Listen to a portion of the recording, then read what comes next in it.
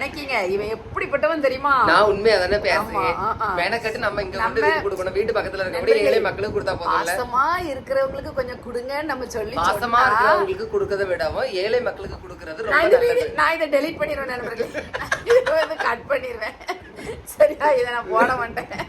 அதெல்லாம் எப்படி ஆளு இன்னைக்கு வந்து டே வந்து 2 சரியா, பிக் பாஸ் வீட்ல மாதிரி இன்னைக்கு வந்து சுரேஷ் வீட்ல டே நம்பர் 2 காலை 8:20 காலை வந்து 8:20 சரியா. இன்னைக்கு ஃபுல்லா உள்ள வீடியோ தான் நீங்க செகண்ட் டே விளாக்ல வந்து பார்க்க போறீங்க சரியா. ஃபர்ஸ்ட் டே விளாக் இன்னும் போடலை, எல்லாம் எடுத்து வச்சிருக்கிறேன்.